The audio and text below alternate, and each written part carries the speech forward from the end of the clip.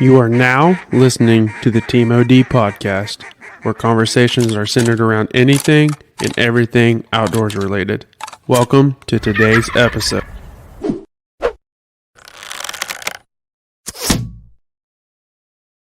Hey, if you're seeing our faces, you know what that means. It's Wednesday, and we have another guest with us. And this week from Oklahoma, we're not going out of states like we did last week. And we have John Rayfield with us from the OKC Fisheries Biologist. And of course, Gunner and Taylor. So, which I don't think I need to introduce us every time, but if you guys forgot our name. So, anyways, John, let's roll into it. Let's go what your job is and kind of what you do. All right. So my name is John Rayfield. I am the fisheries biologist for Oklahoma City. So I maintain Oklahoma City's, I oversee Oklahoma City's fisheries management program, as well as the duck hunting season. Oklahoma City maintains one of the most comprehensive urban fisheries management programs, possibly in the nation. We have H.B. Parsons Fish Hatchery, which is the only municipally run fish hatchery in the state. We monitor and maintain about 7,230 acres of fishable water. That includes Hefner, Draper, Overholser, and 9 close-to-home bodies of water, lakes and things, as well as putting on a bunch of youth education programs during the weekend. Last year, we taught about 1,149 kids. Oh, wow. We had introduction to fishing, as well as juggling duck hunting and trying to improve regulations that way. So on the fishery side, let's go into detail kind of what you do there. So main base camp is H.B. Parsons Fish Hatchery. Over the course of a year, we'll about rear close to 500,000 fish to be stocked throughout Oklahoma City fishable waters. When we're not doing the hatchery side, we're sampling the bodies of water to make sure that what we're stocking is actually surviving, that the populations of other species are doing well. We'll also, prep for those kids' classes so that we can help spread the love of fishing to the next generation. Right. So what you're talking about, you guys raise fish. What are the main fish that you raise to introduce to the waters? So we start off with our walleye. We'll raise get about 200,000 of those. Wow. Then once we get them as fry, and then we'll raise them up to an inch to an inch and a half. And then once they're there, we'll stock them into Hefner. And as soon as we're done with those guys, the hybrid striped bass will be coming in. And same thing, they're fry. We raise those guys up. Once they're an inch and a half, they're going straight to Overholser. And then later in the fall, we'll start getting our catfish, and we're just pumping them full of feed as fast as possible, trying to get them to get fattened up. Once those temperatures drop and they stop feeding, then we'll harvest them and put them in all the close-to-home ponds. And then year-round, we'll have about 20,000 sunfish that we are constantly feeding. We'll be using them for supplemental stockings before our kids' classes so that, those kids have a better shot of catching their first fish. Right. Catfish-wise, are you doing channel cats, blue cats?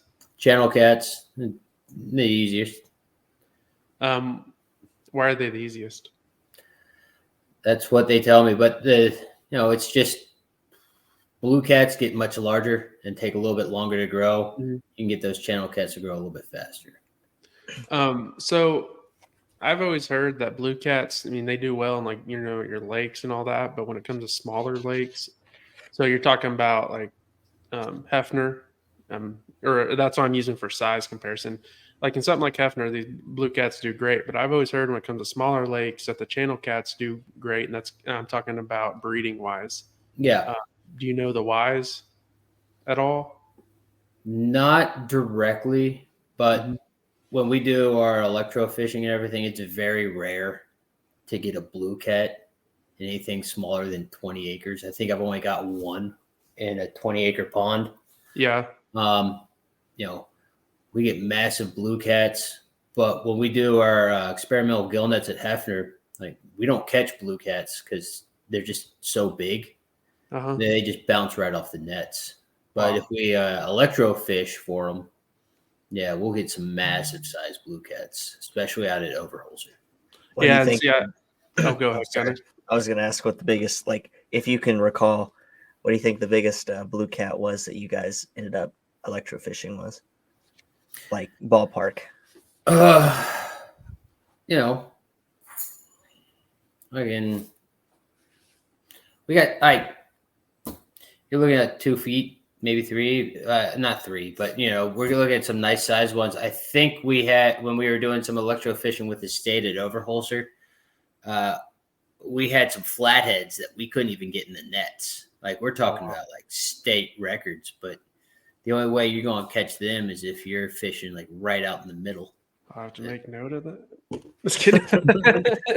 Yeah, no, we had the state come out with, and we helped them out, and they brought out all the electrofishing boats and everything. And So when you guys are shocking them, what are you looking for, or what are you looking at? it depends. So if we're shocking for catfish, we're going to set it at different standards than if we were going to go for like sunfish. It's just basically physoclistus versus physostomach, in my opinion.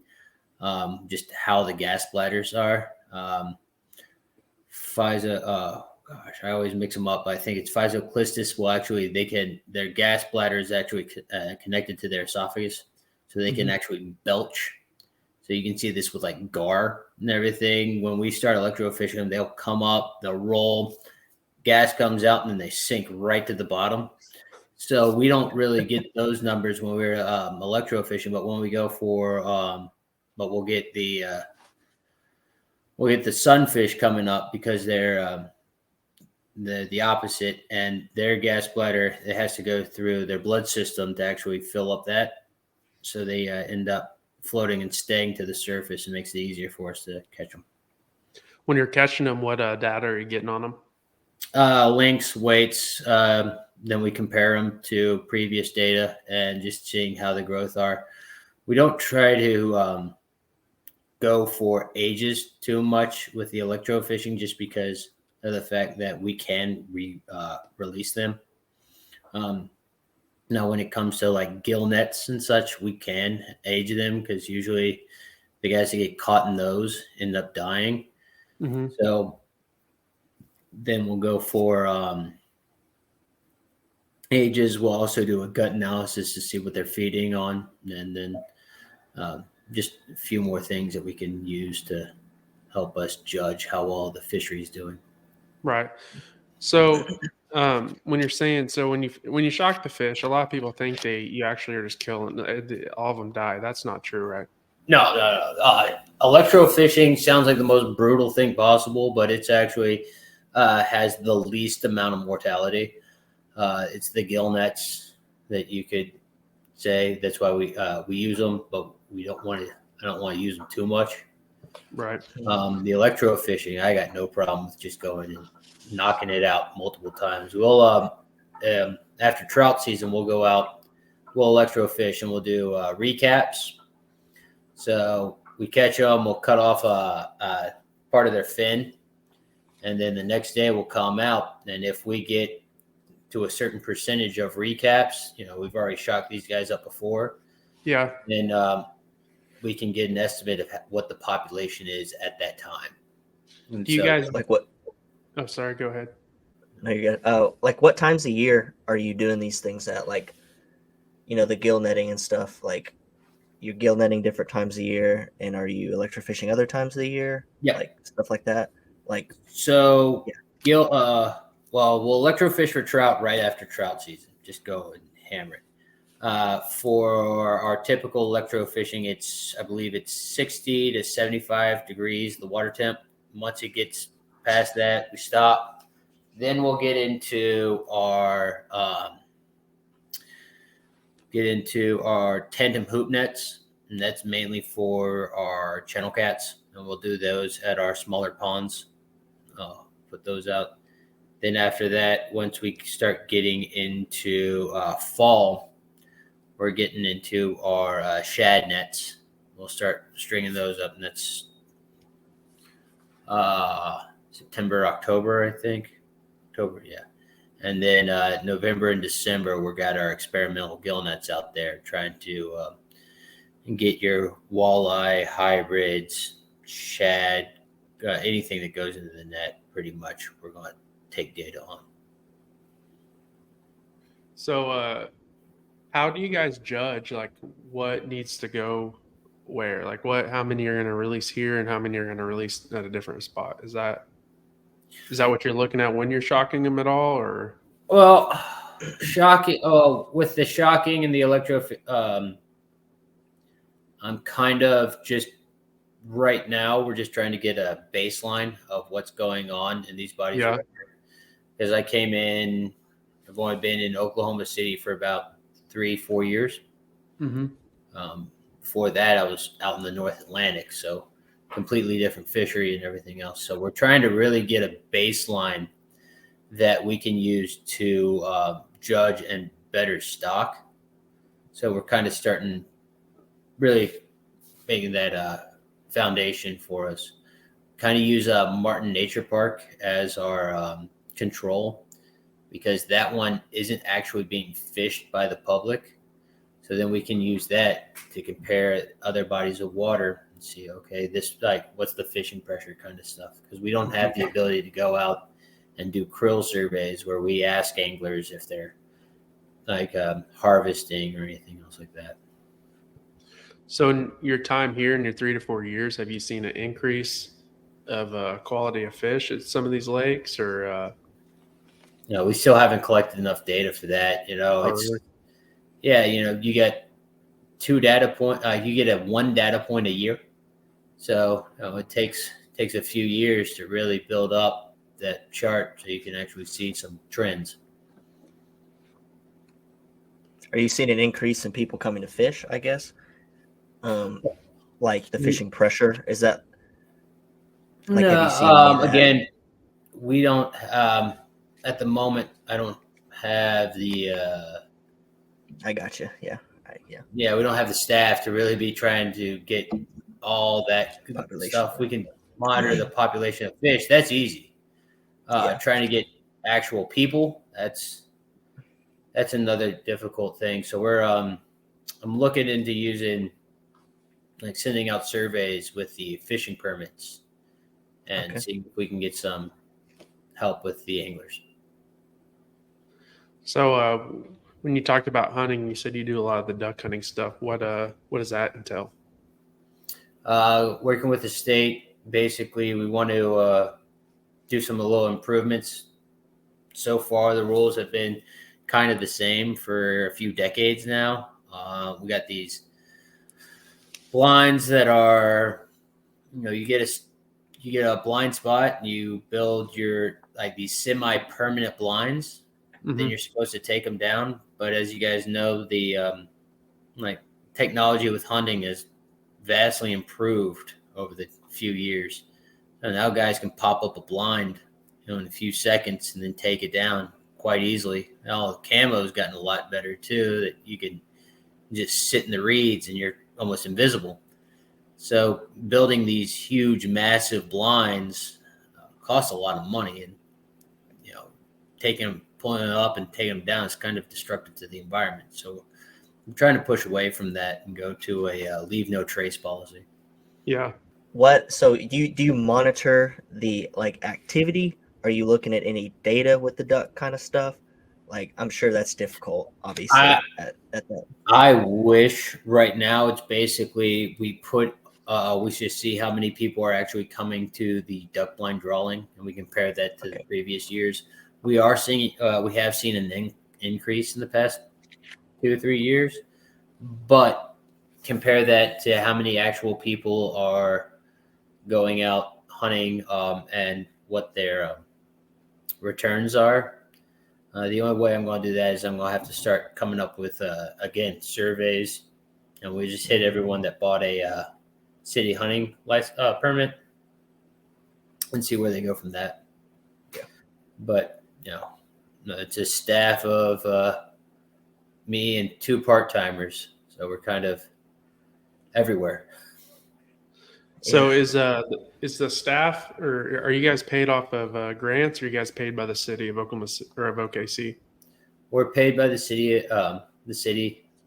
Mhm. We really try to get our fishing permit sales up so that that's where a lot of that money goes to the general fund, and then we get paid off that kind of stuff. Right. Oh, I was gonna ask about the trout. Where do you guys get? Do you guys get your trout the same way like ODWC does, or do you guys go Yeah. through Yeah. people? Or? So every 3 years, the ODWC puts out for bids. Guys bid for them, and then once they get it, I got to do the 3 quote purchase every year kind of stuff. But usually the person that bid the lowest for the state is going to be the same guy that's going to give us the lowest bid. So we basically piggyback off their quotes and get the trout. So they pay for 2/3 of the amount of trout that come in to the city. And then Where do you guys stock them? Right now, it's Route 66 in Edwards. We moved it from DeLisi. That move we saw with the krill surveys and just public outreach, like a 98% approval rating with that one from everyone we interviewed. DeLisi Youth Park, it's like 20 acres with an average depth of 4 feet and not even a mile of fishable shoreline. Oh, wow. But when we put it at, when you compare Edwards and Route 66 together, it's only 15 like surface acres, but they hold just as much water, and they got over 1.5 miles of shoreline combined.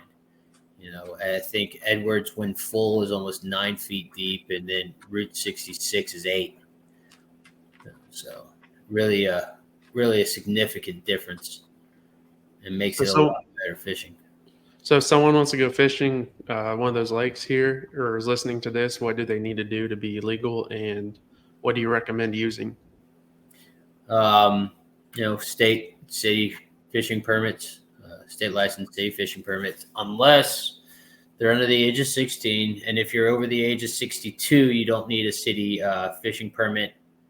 62 and over. And then if you're 60% disabled, you don't need a city fishing permit as well. Also, the city does not require a city permit on the first Saturday of each month. So our permits are there really to help fund our program. They're not meant to really exclude people from fishing. Where can they get the city permits at? Just go to okc.gov/fishing. You can go to Bass Pro Shop or Cabela's, or you can go to where you pay your water bill and everything at the main office. I think it's 420 West Main. Do you have any secrets for anyone that is listening to how to catch them, or how do you recommend to catch them? Patience.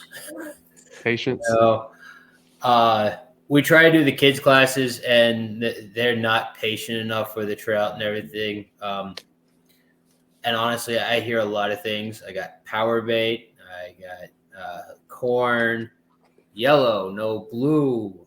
Then they got the rooster tails. Uh-huh. I swear I saw this one guy. He was fly fishing, and he was just using like a little woolly booger. Yeah. And he was just nailing them. I don't think he could keep the fish off the thing. He was just walking the shoreline, just going at it and at it and at it. He was dialed in that day. So there you go. Taylor's gonna write that down. Yeah. Oh yeah, no, I felt really bad when I had to ask him questions. Like, hey, can you stop like doing like so good right now and start asking me like answering some questions for me? When Gunnar and I always go to Tishomingo to the Blue River, we do really good on mock flies. So if anyone's going out there to try, you might want to try that. So anywhere we go where there's stock trout, I feel like that's kind of a go-to as well. Oh So yeah, that's my You could use secret. the secret sauce. You could use the secret sauce from Taneycomo, that pellet fly. Yeah. That guy in the fly shop goes. That guy in the fly shop goes, "Look, I got this secret fly." It's like, "What is it?" And it was just this little brown pellet. He goes, "It's my pellet fly." It's like, okay. Well, all the fish are raised on pellets, so as soon as they see that, they know it's their feed. Yeah, I So, caught one on it. I caught a big trout on it. yeah. That's what those mott flies kind of look like. They just emulate a piece of food or a worm. So what is your normal work, or I shouldn't say normal because I understand your weeks probably change, but what does give us like a kind of a picture of what your week of work will look like? Wake up, look at the weather, pray that it gets better, and then you know, get in, read some emails, and then basically get to it. We plan everything, kind of get an idea of what we need to know to do, like during the year, what we need to get done during each month, and then come in. All right, we need to get this done. We look at the weeks, like the weather's looking good for this, weather's looking good for that.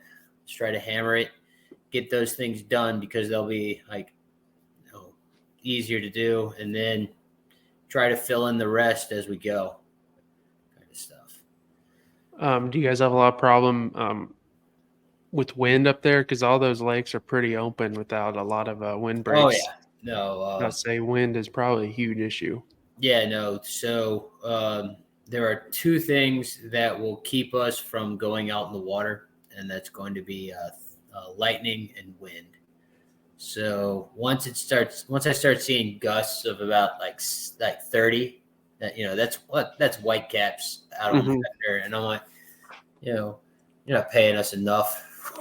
Like, I'm a confident swimmer, but I like to stay in the boat. Yeah, I've That's seen what they tell us. I've gone by Hefner quite a bit of times, and it'd just be barely blowing, and it's just out there white capping. That's what Oh, they yeah, That's tell what us I've always heard. when we go I like think- whitewater rafting. That's what they tell us. They're like, number one rule. Everyone's like, what is it? Stay in the boat.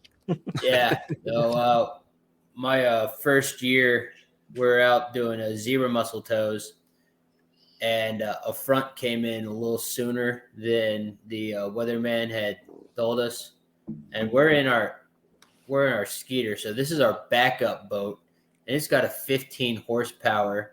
We're on Uh-huh. Hefner, and like the chop just gets up there, and like so I'm tacking it back.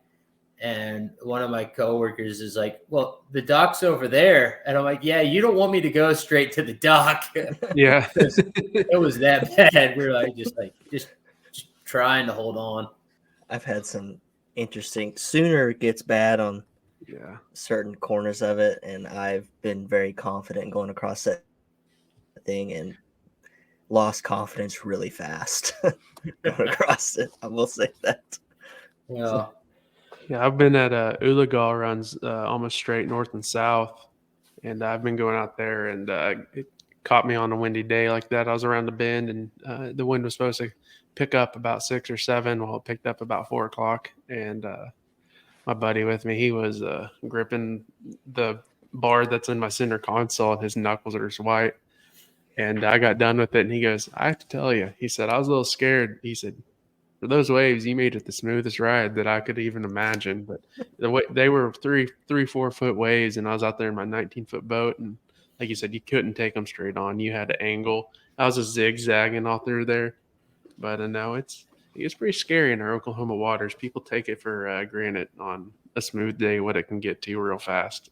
So you've mentioned quite a bit about R3. Can you kind of go into detail what that means and what it is?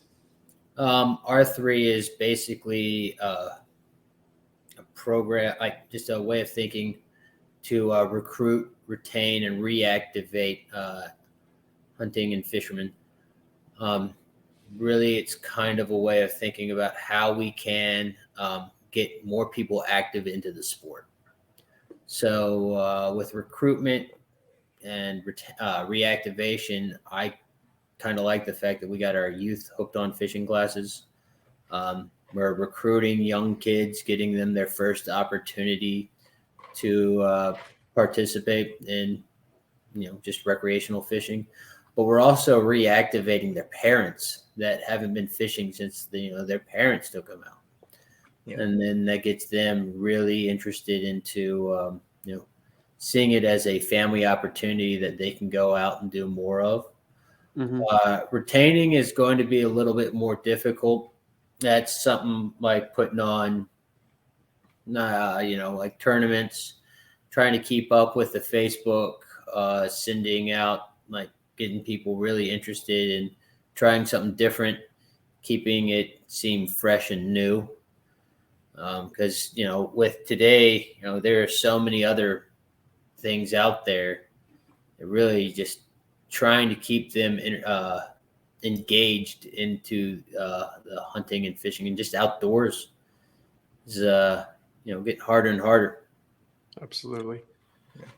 So if people are listening, another generic question on this: where can people kind of find where these activities are and where they can plug in? Well, you can look for your your state agencies all have their own kind of outdoor education programs going on. You all have, some schools will do it. You also, I don't think many municipalities have theirs, but heck, go on YouTube. It's free and you can learn a lot of skills from there and stuff like that. But, it's hard, but it's not impossible. Yeah. Where can they find out if they have a kid in Oklahoma City where you guys host, or like a schedule of when and where you guys host your events? Oh, our easiest one would just be to go Facebook. We're Fish OKC. Then that will send you right to the city's webpage, which is oklahomacity.gov/fishing. Click on that big browser button, and that's going to send you to all of our events. We're going to have some posters, and we'll put them up all throughout all the metropolitan areas in the city, libraries, bait and tackle shops. We try to get that word out there as much as possible, make it easier for you. But you can also go to the ODWC, or Oklahoma Department of Wildlife Conservation, and they have their own programs. I know they put on a lot of derbies in Jinx. There's some derbies in Yukon and everything else like that. Do you guys do this like every other Saturday? Are you doing it like every Saturday, or like how does that work? You typically? So we started off, like, I came in right at COVID. Yeah. So we were trying to get kids showing up, and we'd have like, I think, we'd have like 3 or 4 classes, and we'd have like 12 people. Like I think my smallest class was 1 kid, and they're dead. All right. Well, we decided to do a fishing class during Father's Day, and we didn't advertise it very well. But we made sure that kid caught so much fish that day. I think he was getting up to like 15 like sunfish, and he's like, "I'm tired." Okay, you got it. So but no, we were doing them last year. We were doing them every other weekend, and it was just, the better our advertising, the more people would show up. We would have like 30 people signed up, but then 80 kids like showed up. So it was we decided to change things up for this year. We're going to go straight to a derby setting, so I can use fewer staff, but I can teach a lot more kids at any time. So. Are you guys supplying the poles, or do the kids have to bring their own? Nope, the kids actually don't have to bring anything. We are fully supported by the Police Athletic League, Lucky Lure Bait and Tackle. So Police Athletic League pays for the rods and reels. We got 1,250 rods this year. We're hoping to get rid of all of them. And then Lucky Lure provides us all, bait and tackle. So we get J hooks, bobbers, and worms from them, and the split shot. It's nice working on trying to get some more stuff so we can give them out. Like, I would love to be able to give out the kids like some fish and tackle boxes and everything. Yeah. So there's like absolutely no excuse at that point. But it's going to take trying to find the right kind of sponsors and everything else like that. Are you guys looking for sponsors from like bait stores? Kind of who are you guys looking for to be your sponsors? Well, right now, anyone and everyone, but we're trying to put together some kind of sponsor plan Mhm. so that when we go and approach somebody, it just, sounds a lot better, and we can have like, you give us this, we'll give you that, Right. kind of stuff. Is that something you guys are going to have out soon, or is that kind of work in progress? You don't really know when. It's a work in progress. I was trying to work on our website, redoing the website, and then I called and they're like, "Yeah, oh yeah, no, don't worry about that. We're gonna get a new website in like 6 months." I'm like, "Oh, great!" Yeah. So, got a lot of irons in the fire. Right. Yeah, it sounds like to me you got a lot on your plate, and more on your plate than you can eat at once. Is kind of sounds like to me. It's pretty neat what you guys are time doing. management is a real key right there. I was like, I feel like you have a lot you can do, but in limited time. So I applaud you for what you can do, because that sounds stressful at times to me. Yeah. So another question I have is, if someone's listening, if they want to, can they reach out to you if they want to be a sponsor? Oh yeah. Is your contact, I'm guessing, on the? If you go, you go to our Facebook page at Fish OKC. I have my cell phone. I got my email. Email me is best, because you might catch me when I'm out in the field, and I will probably forget. You've told me a lot of involvement helps your situation on if you guys want something to change. If there's a person listening in Oklahoma City, what's some ways they can do if they have something that they think could help or benefit? What can they do to kind of push that issue? Well, first off, we got a lot of bodies of water to manage, and the hatchery and everything else. I always say, if I don't know about it, I can't fix it. So contacting me is probably one of the easiest ways. But if you really want to make a big dent, you can come to the Game and Fish Commission meetings. So these are the first Monday of each month at 1:30 at Will Rogers Gardens. And it's not just me there. It's my boss. It's my boss's boss. It's my boss's boss's bosses and everything. We're all there. And, you can bring up whatever you need to get done. Utilities are there and everything. And, we can get things done. Like, I had one guy come up. He brought up about the boat ramps at Hefner. And lo and behold, a few weeks later, Utilities was on it, fixing the boat ramps. I had a guy call me up and basically said they put a no boat buoy right in front of a boat ramp, and basically made it impossible to use the boat ramp. Yeah. And it was just one call, and then less than 24 hours later, that buoy was changed. And so it's like, it's easy. It's just trying to get the community to reach out and let us know what we can do to make sure that their fishing experience is better. So if they want to come to a meeting, do they have to put what they want to bring up, or can they just show up and talk about it when they're there? They can. Everyone gets 3 minutes to speak. It's depending on which commission you get to and everything.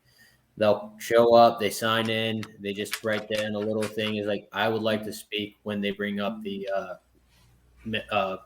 thing from the public, and then they get their 3 minutes to address the commission, and then we move from there. Awesome. What are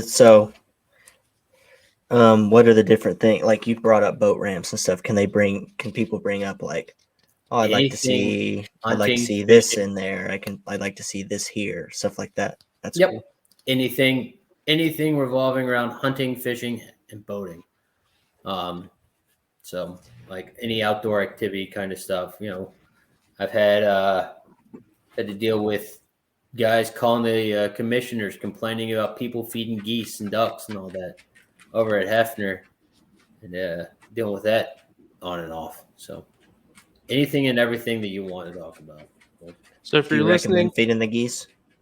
Oh yeah, no, Sorry. That's a subject right there. So I went out there after a game and fish commissioner had gotten one too many calls, and I was literally just sitting there for an hour and a half, and I was watching some guy come out, and these people thought they were the only ones that were keeping these ducks alive, and they just dropped like 40-pound bags of deer feed, like right out there. They'd feed all these ducks, and as soon as like it was done, they'd leave. Like 5-10 minutes later, someone else would come up, open up a bag, and then dump it right there. Like these ducks were living high on the hog at this point. The guy, this guy owns his boat right near it, and he's like, all these ducks do is eat and take dumps right on my boat. I am cleaning constantly. Talk to the police officer, like, what can you do about this? Like, I try, but some of these people, they don't even think ducks can fly. And I'm like, Yeah. Oh God. Well, they can't when they weigh 40 pounds and their wings are only supposed to Yeah. move 10 pounds. Yeah. The guy we had on last week, he went and this is a story we should have brought up. To talk about people that didn't even know ducks could fly. He went to DC for some reason. He was the one that got picked to go pick up DC representatives from South Dakota and take them up there. And they were driving by cows, and he was like, man, you guys have big dogs here in South Dakota. Like, if that's just not like a testament to like just What people don't know. Yeah, what people don't know. No, like, So my dad always jokes about he was taking some working with some staff, and they were going through Russia and everything, and Georgia, and this lady on the crew she hadn't been overseas in the first time, and she's like, everyone's so healthy here, they're just drinking water. And he's like, that's not water. Everyone's just chugging vodka, and she's thinking it's water. Oh, that's funny. So the gist of it is, if you're listening and you want change, kind of speak up, go plug in where you can to help. John, and it's 2 part-time guys. So there's 2 guys trying to run the whole area of Oklahoma City. If you guys know how big that area is, you kind of understand where he's coming from. So help him where you can. Call if you want some change. Don't expect it, because there's 2 people trying to help thousands. So John, let's roll into I want to kind of hear where you how you picked of what you want to do with your career, and like kind of growing up, kind of where you kind of morphed into where you are. So growing up, were you involved in the outdoors a lot, or were you not? And kind of going to that to where do you have a degree in biology? Yeah, my degree is in biology with a concentration in environmental sustainability. Okay, so talk about kind of where you grew up and how it morphed to getting this degree, and what made you decide to get that degree. So I grew up in the suburbs around Atlanta, Marietta. It's like 15 to 2 hours away from Atlanta, depending on traffic. But my backyard was butted up against like 5 or 6 other backyards, so we had this wooded area that no one really touched, and that was just ran around, did stuff like that. And then I'd go into the next neighborhood, and they had a pond and everything. Tried to get into Cub Scouts, but the Cub Scouts where I was, they didn't do anything outdoorsy. They just like, let's go bowling or let's go to a hockey game. I said, that's fun, but that's not what I was trying to get into, kind of stuff. Got into doing fish aquariums, building those up. And then once I got into high school, it just started doing a lot more fishing. And I was getting chased off every golf course you could think of. Those ponds no one's fishing for, especially right when the spawning season goes. And I was just like yanking them out. And Yeah. College, Georgia Southern, got that. Started doing biology. Then they said they were going to start up with a concentration in environmental sustainability. And I was like, okay, I'll try that out. Started to learn a few things. Then got out and got my first internship working as in the Bahamas as a shark wrangler. So that was a lot of free diving, reaching under ledges, pulling out nurse sharks, stringing gill nets for lemons, long lines for our hammers, our nurse, like the larger hammers, nurses, and everything. We did hand line, like literally hand lines for bull sharks. We basically got a nice big fish head, put it on a nice big hook with a steel ganget attached to a not fishing buoy, but just a big buoy. Threw it out there. Once it got pulled, we just followed the dang buoy until it got tired, and then we pulled that in. I was wearing a camel pack at the time, and like the guys would make fun of me for wearing a camel pack because I was like always drinking water. But this female bull shark almost pulled me in, and fortunately, because I had that, they were able to grab me and pull me back in the boat before I went into let's just say shark infested waters. Yeah. No. Yeah. So we got her to a sandbar, flipped her over, and then put in a tracker onto her. Yeah. Is that kind of what kind of data were you looking at there? Yeah. That's what I was going to ask. Yeah, like what? No, I didn't. I wasn't a doctorate. I wasn't a grad student, so I didn't get to see any of the data. All I know was shark over there, go get it. And I'm like, okay, yeah, sure. No problem. Got it. Do you guys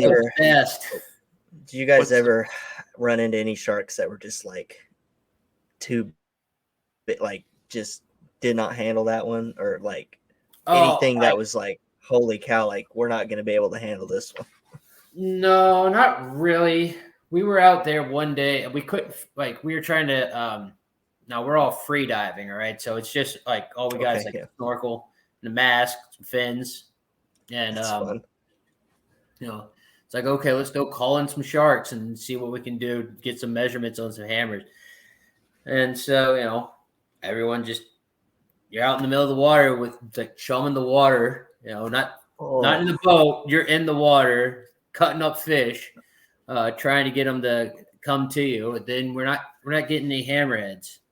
They're like, all right. After a while, I was like calling everybody in. And then lo and behold, a tiger comes like swimming right by. Like, oh, that's probably why. Back in the boat. Did you have any sketchy situations out there? Oh, yeah, a few, but those are all weather related. Mother Nature, she really likes to change her mood, you could say. So we were out going for black tips, and we're on the northeast side of the North Island in Bimini. Now, the research station's on the southern end of the southern island. So we got a long way to go. And this front comes in, and we're just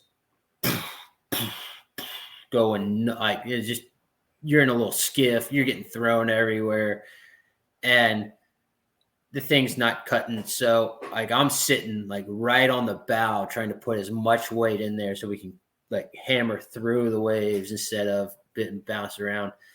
And it is probably one of the most like rough times at that moment.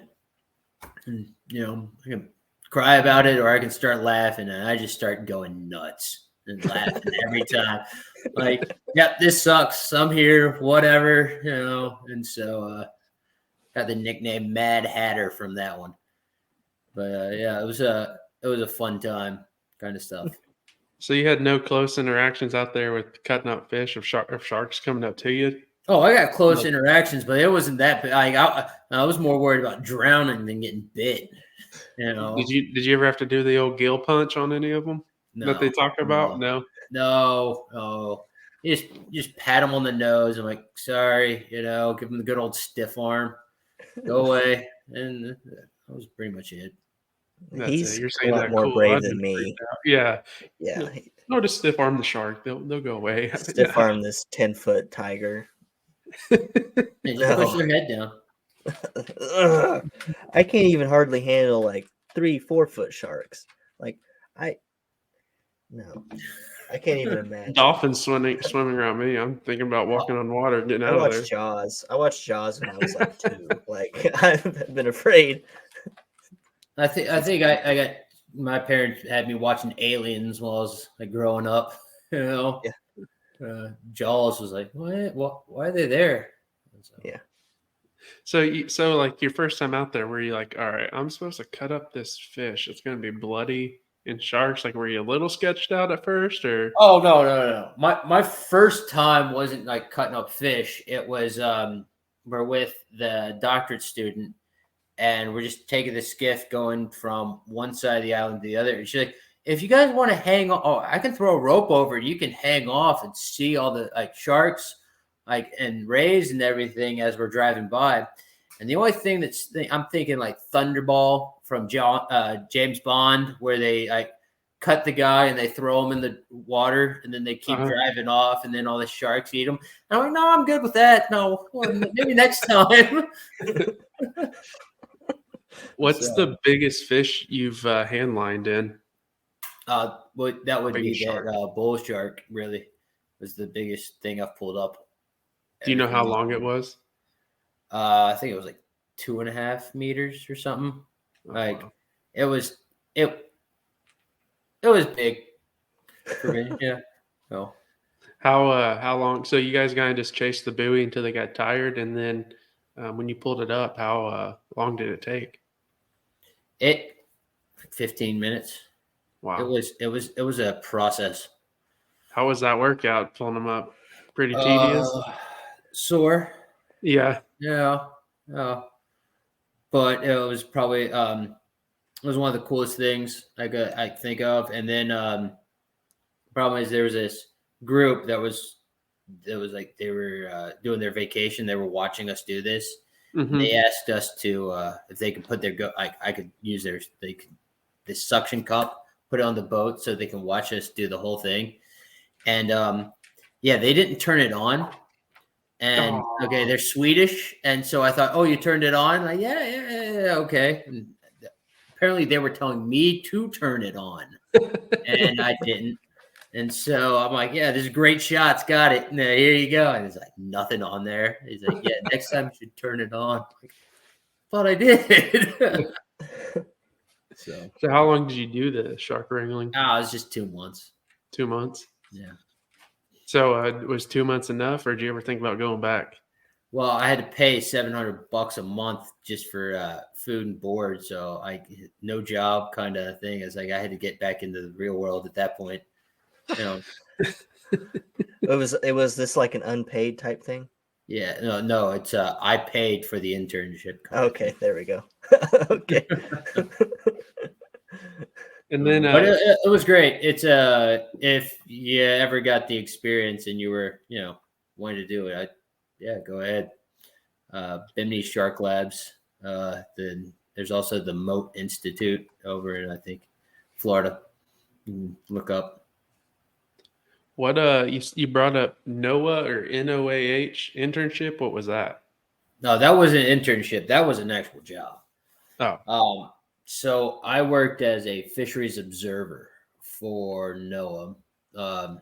It was contracted. NOAA had a contract with AIS. AIS hired me. And that one I spent. You come in. You spent about a month and some change in a classroom, learning literally everything about the fishing industry. So the types of nets, the types of fish you're going to be pulling up. And then after that, they throw you on the boats and see who can sink and swim kind of stuff. I think the turnover rate was almost half our class quit within the first 2 months. Kind of stuff. What were you guys doing there? And where were you? So we were in the North Atlantic. We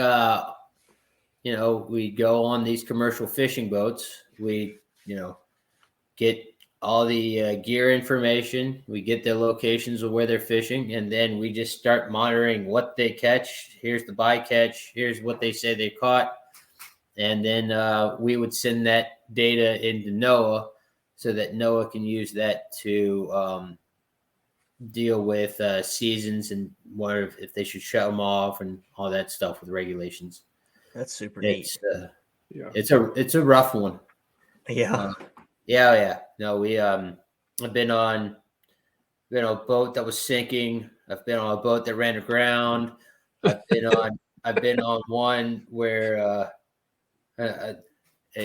two guys were fighting, and one guy picked up an 11-pound block of like frozen squid and chucked it at the other guy's face. And like that guy ducked, and then he just like missed me. The captain's just like, "Hey, cut it out," and then went back to work, kind of stuff. It's a mixed crowd, like a lot of different people. I think I've worked with guys from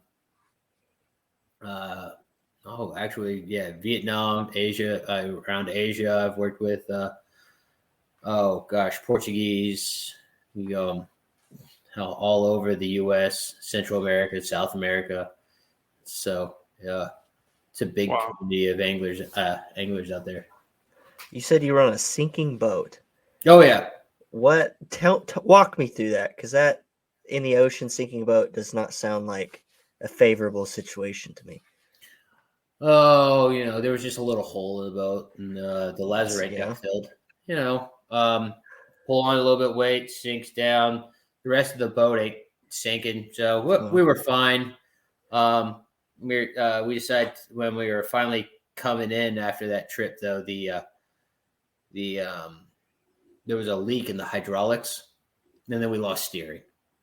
Oh, so we were just like, all right, hopefully we go and we get it right, but we lost steering the last few minutes of the thing, and it was just like slammed right into the dock, and it was like, we're here. How far offshore would you go on these trips? For some of them, it was a 12-hour trip just to get to the fishing grounds. Wow. And then, that's 12 hours of doing nothing. All right. And then once you get to the fishing grounds, it's your whole idea of day and night kind of stuff goes out the window, because as soon as the bag comes up and they drop, you're working, and then you work the catch. Once you're done with the catch, you get another maybe hour to 4 of just sitting around, and the bag comes back up, and you do it all over again. So day, night, just keep going. So you spend a week of getting only about 3 hours, maybe if you're lucky, 3 hours of sleep at a time. That's ground fishing. Now squid fishing, you'll get, they only are at the bottom during the day. So at night you can sleep, but it's another get up, go, get up, go. Like trying to get into a real rhythm is difficult. Were you actually helping them with that stuff, or were you there more taking data? No, my job was to only focus on discards. So the fish they didn't want, I was weighing and measuring, and they had their own responsibilities. I had my own. The main thing was to get the data safely and not cause any kind of interference. Mm-hmm. So observe and report, but that was it. Did you get any situations where they thought you were holding them up and they got a little mad, or? Oh God, yeah, that happened. You could not, you can't get away from that. As an observer, it didn't matter if you were doing your job well or not.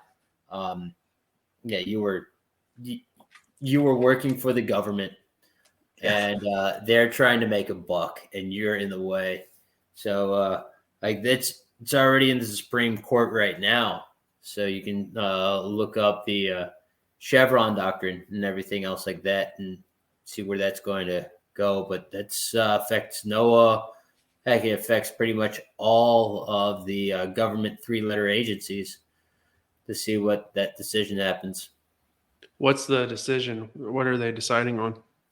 So the Chevron Act basically says these agencies have the ability to. I'm not a lawyer, so I'm not going to get it absolutely right, but they can it's they can how do you say it? It's their discretion when it comes to some of the laws and everything else like that. So they can tweak things a little bit, and it does kind of interfere with a lot of people, so that can be upsetting.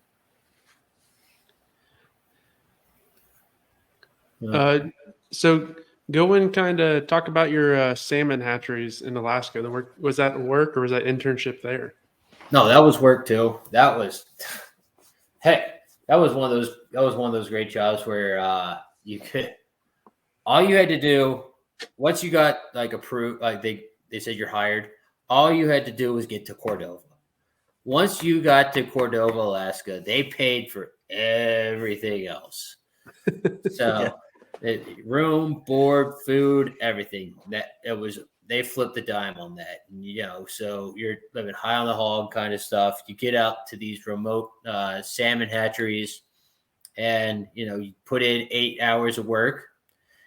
It's Alaska. You're going to have 24 hours of sunlight, so then you can spend the rest of your another 8 hours just hiking around in the woods, chasing bears and everything else like that. And then get your 8 hours of sleep and all that. And just keep doing that. I think I started posting stuff on my Instagram, and one of my buddies like, "Do you even have a job?" And I was like, "Yeah." It's just the sun's up all the time. Yeah. So I can. What were you doing? What was your main job up there? Oh, it changes throughout the season. So in the beginning, we were just doing the rearing aspect with the fingerlings, and just come in, check the pen, get rid of all the mortalities. Keep counts on those. Look for any kind of disease. Feed, and then I was working at a. Can't talk too much into it, I guess, because I think there is some kind of proprietary stuff. But you can think of it as like a biosafety level 3 facility, because our whole thing was trying to keep diseases out of it, because it's one of those tight areas. You don't like, once one tank starts getting some kind of disease, it can easily jump from another to another to another. And that could be a whole recruitment year. So, were you getting them to a certain length and releasing them, or? Yeah. So we get them, and then once they got large enough in their life cycles where they were ready to become smolts, we would release them at that point. So that it was ocean ranching. So we raised them up to where they were able to be released out into the ocean, and then we let them out. And then when it's time for them to come back, well, we take a portion, and then all the commercial fishing guys would be out there, and they'd catch the rest. It was like a co-op kind of thing. And watching those openers was some gnarly stuff, because you just see these stories. guys. Oh yeah, plane come by, so there goes the game warden. He's flying over to check, make sure no one's fishing. Then the bell goes off, and then you got all these boats just going every which way, colliding into each other. Some guy jumps onto the other boat. You hit me, and then it just starts like you hear. The stories are nuts. And these guys are all talking about how to like box somebody in so they can't fish, this, that, and the other. Like dirty tricks everywhere. It was one of those like awesome things to watch. Is it like commercial, or is it a lot of like outdoorsman anglers, or is it mostly commercial in that area that you were in? So 1 week would be commercial, then the weekend warriors would come in, and then they would leave, and the commercial guys would come in. So both kind of stuff. Up there, how would they restock the hatcheries? Oh, so when that recruitment year comes back, we have a barrier seine put out, and then like a door would open, and we'd have them come in, and then we just pull a few out. And once we got the amount that we needed, we would then start doing egg take from that. So we'd separate them male, female, and then go from there. So were you were bringing the fish from an egg to what'd you say to Smelt.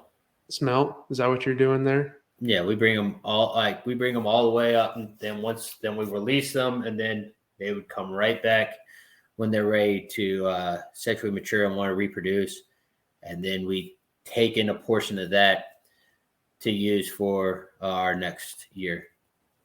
That's pretty neat. Yeah. Yeah. Hey, if you want to do it, Prince William Sound Aquaculture Corporation or Company. I forget which the C is, but it's PISWAC. And Nice. if you get if they hire you, all you have to do is make it to a Godova. There you go. And then they take care of you. Yeah, They'll yeah. take care of And you. they got 5 or 6 hatcheries. So you go out in the middle of Alaska, and you're basically all your supplies are either flown in by plane or brought in by barge. So you're out in the sticks. If anything bad happens, it's a helicopter ride. Oh Kind wow. of stuff. Yeah. Did you work Nice. with anyone, or was it kind of you were the manager of your area? No. I was just at Fish Tech. I didn't again, one of those jobs where to do what you're told kind of aspect, just learn. So I think my first one, we had 7, 8 people, maybe 10 at my first site. And then when we were doing egg take at the next site, there was almost like 30 people. Wow. Kind of stuff. Did It just you, depends on the season. Did you guys have any problems with bears up there at all trying to get into your facilities or? Oh yeah. Like bears, you got a bunch of salmon in this pond, like your holding tank, and it's out in the side, and bears are going after it all the time. So it was easy. But honestly, after egg take, I just go right after that. I go right over. I made this little blind, and I was probably 100 yards from the facility going up this other creek, and I just sit in my little blind watching bears go by, like feeding all the time. Oh wow. Yeah. It probably wasn't the smartest thing because I'm like It's cool, covered in though. fish guts, but I got a lot of good photos. My parents were pissed, but oh well. Big, like you're looking at some massive bears, I'm gonna guess. Nah, Not these are all really? just black bears. Oh, they were black bears? Yeah. Not. Oh, okay. Yeah. We're They're not still we're not bears. talking about grizzlies or anything. I No, was about to say. just black bears. And honestly, I think the black bears in Georgia were much larger than the ones up here, kind of stuff. Yeah. So, but they're more afraid of you than you are of them. Mhm. Just stand your ground. But yeah, I got a lot of good shots with those stuff. And it's just I'm almost upset that I was using a camera phone and not a telephoto lens. Yeah. Did you your time off? You said you got to hike around. Did you get to see some beautiful country up there? And Oh yeah.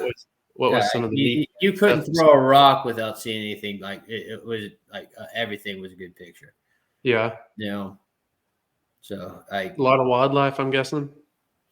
Oh yeah. So when season starts coming in, the eagles start showing up, and there's like more eagles than any other bird out there, and you're just hearing them go off crazy.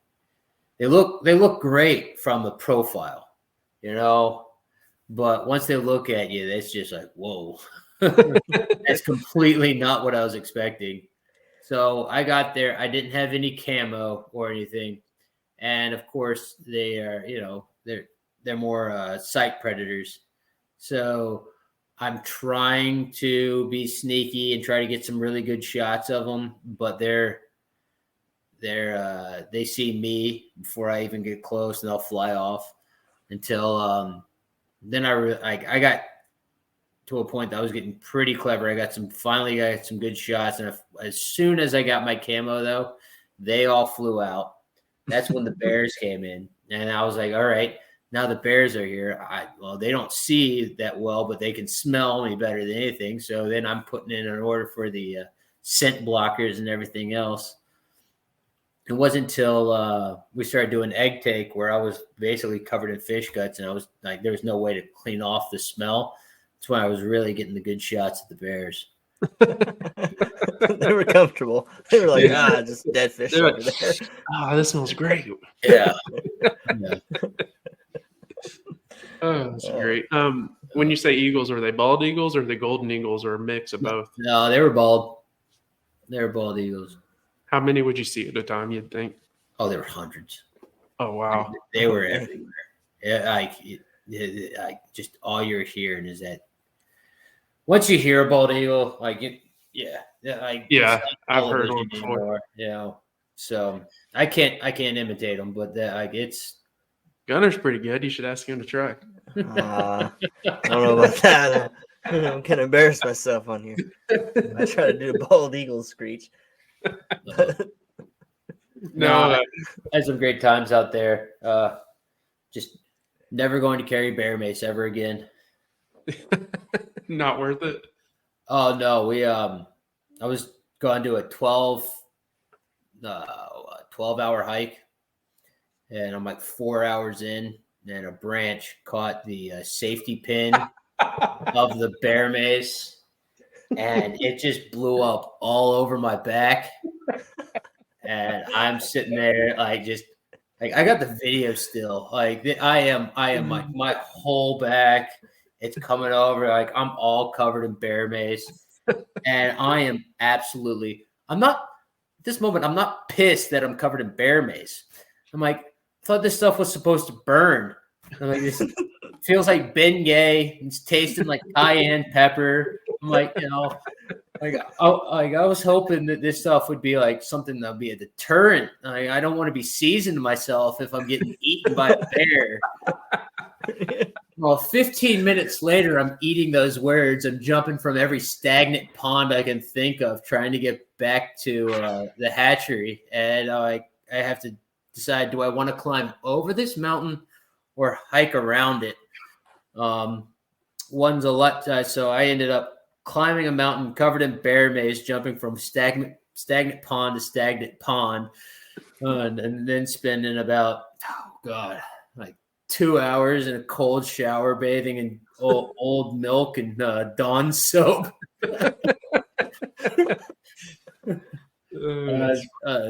The next day, we have a safety meeting about how to use bear mace. Did they use you for an example? No. It was like, well, we don't want to single anybody out here. I'm like, yeah, shut up. Bear mace blowing up on his back. That is great.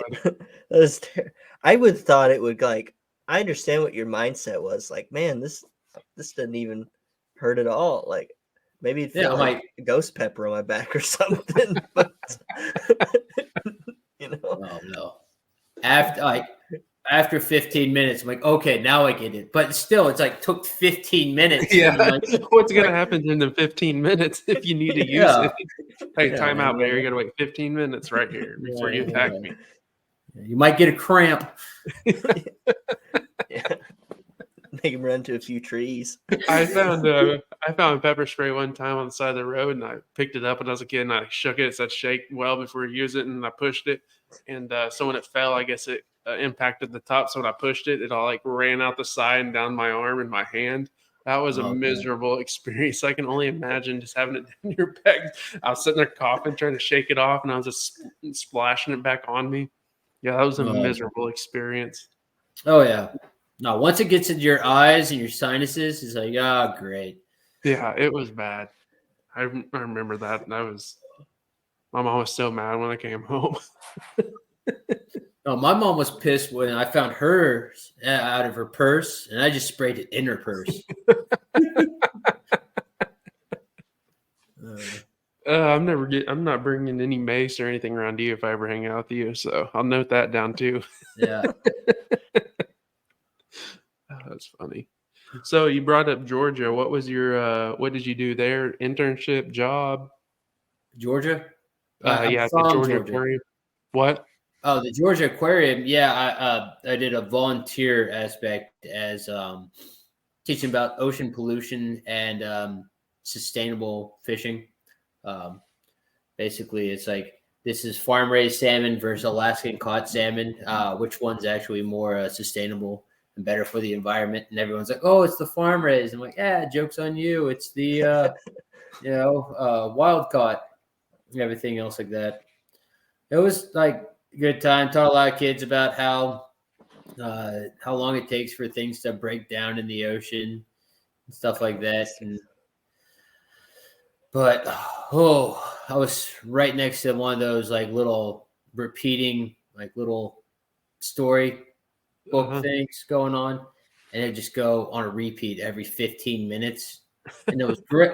I didn't notice when people were around. I was doing my whole song and dance, but when we got those lull periods, and I'm just just hearing it over and over and over again, and I was like, all right, please just change it, please. God. Dreaming about it, having nightmares hearing it every night. Oh God. Cruel You all get those you guys still get the nightmares of like, oh my God, I missed the test or I'm late for class?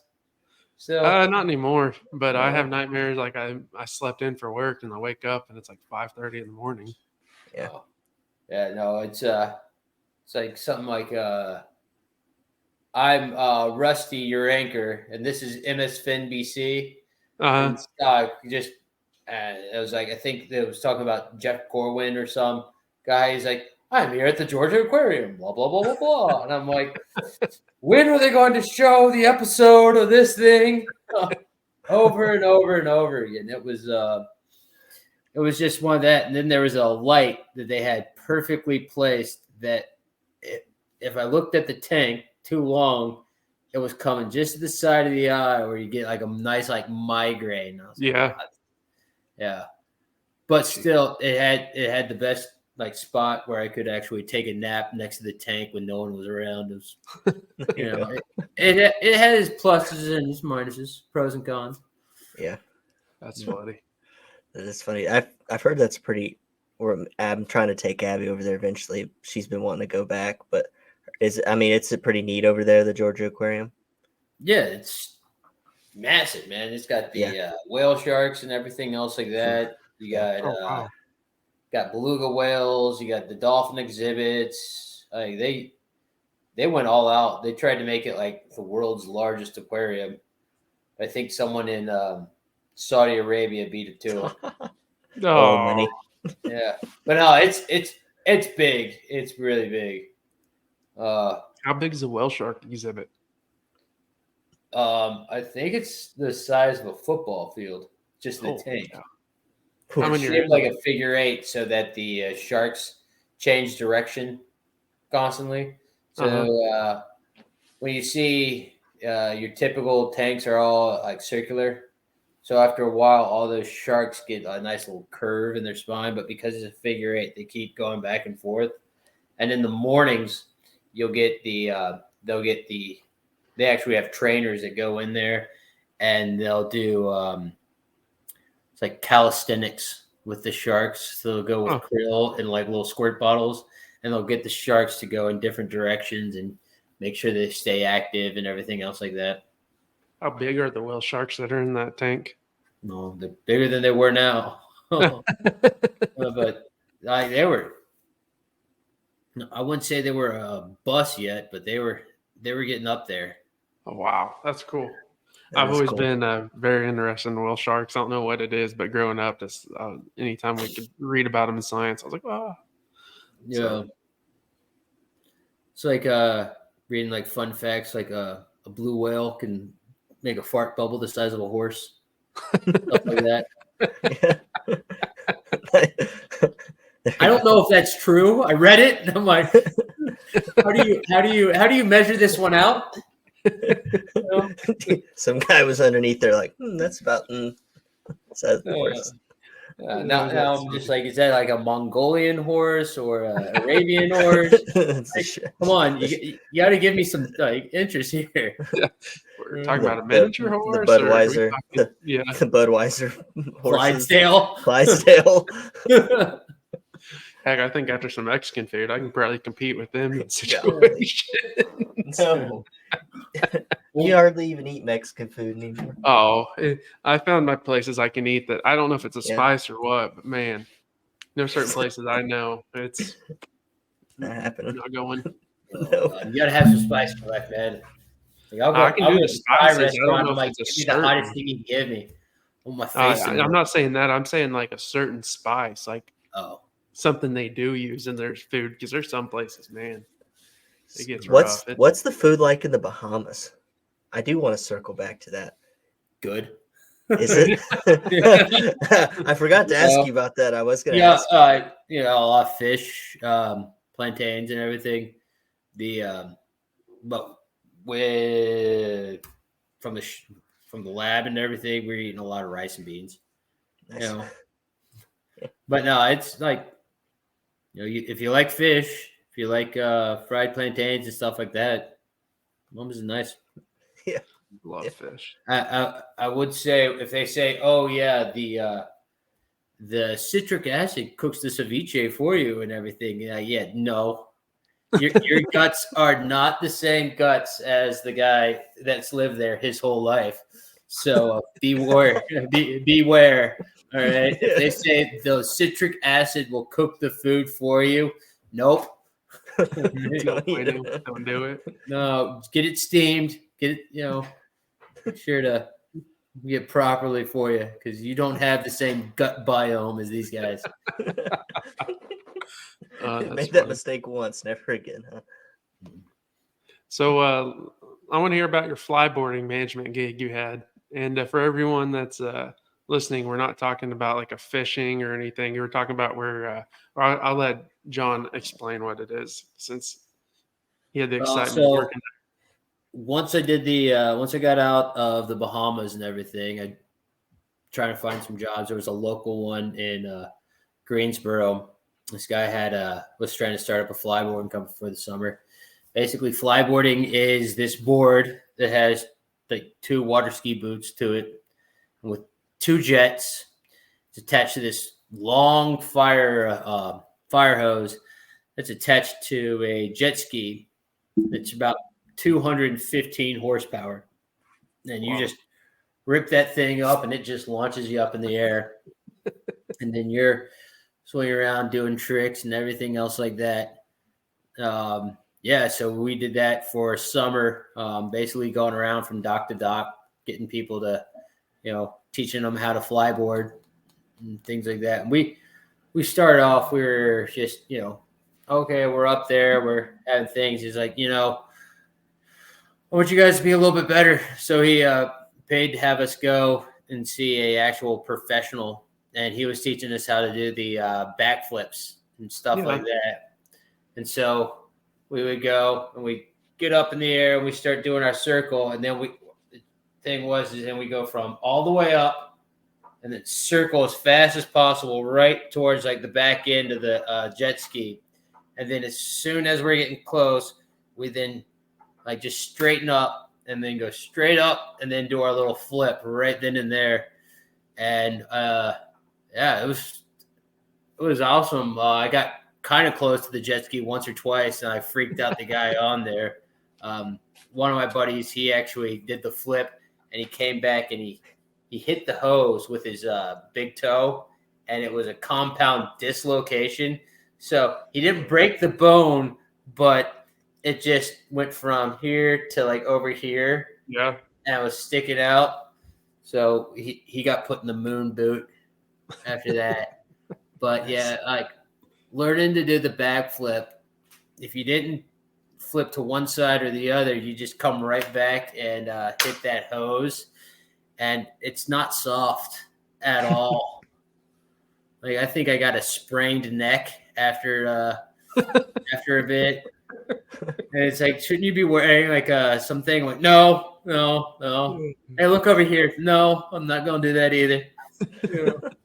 Did you have to get people on with you and get like for rides and stuff? Or Oh, yeah, no, they gotta be in the little boot, and it's like if you want to go up, thumbs up. If you want to go down, thumbs down. If you want to stay where you're at, right there, And we just say, look to the top of the trees. As soon as you look down, you're going to go down, and majority of people got up within 5-10 minutes.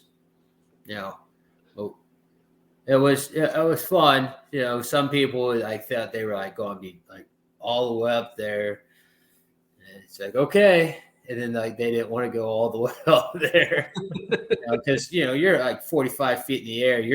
You're looking over some of the houses. Say, all right, cool. wow. Golly. And did a lot of that depend on the jet ski kind of to how far you get up? horsepower. So the more water you can get through those jets, the higher you can go to a point. Once you run out of hose, you're not going any higher. Yeah. So was that hooked up to the what is it? The back on the jet ski? What is that called? I forget the Manifold. Yeah, was it hooked up to that? Is that Yeah. what? So they so we take out the reverse function. That they Yeah. put in about 3 bolts, and you just stick it, twist it, and then it's on, and you just have the hose running to the front, and then you'll have a tether that you tie it to that front cleat on the bow, and then it's running out to the front of there, and Wow. that's it. I saw the video of that one guy where they were doing they got the they like took people for rides on it, and like they stood on the board with them. Oh, and no, they we took did not off. do that. They Yeah. took off, and like the guy was heavier, and they thought they were dragging his head underwater. They were like belly down, dragging it. It's all over Facebook and stuff. TikTok, it's hilarious. Every time I see it, I laugh. I'm like, that'd be me. I'll drown doing that. I think we did a video of it, and I think it might be still on like Facebook or something. It's like flyboarding Greensboro, Oklahoma. Not Oklahoma. God, flyboarding Greensboro, Oconee, Lake Oconee. Oh, hold on. John, thank you for coming on. Thank you for sharing everything you had. It was awesome to hear about your experiences. It sounds like you've had quite the jobs and quite the internships, and you've gone from shark wrangling to being close to bears, and now you're OKC. So that's kind of quite the change in scenery and positions, but that's awesome to hear. Mhm. So thanks for coming on. Like I said, once again, kind of state where people can find out this information about Oklahoma City fisheries and where they can go, and where you guys are having your classes again. I know we talked about it earlier, but just in case people forgot. Oh yeah, no. Just go to first off, Fish OKC on Facebook. Then you can go to okc.gov/fishing. And if you're not in Oklahoma City, always look into the Oklahoma Department of Wildlife Conservation, and they should have a roster of places that would be within your area. Awesome. And thank you for your time and your what you've done to Oklahoma City. I know you've only been there 3 to 4 years, but from what I've gathered, it's you've put a lot into it, and I hope that for the best for you. We appreciate it. Hey, Boone. Yeah, he had to be on the podcast. We appreciate your time. We really do. Sorry it was kind of last minute, but it turned out to be pretty interesting, and I appreciate you coming on Really tonight. interesting. So, No problem.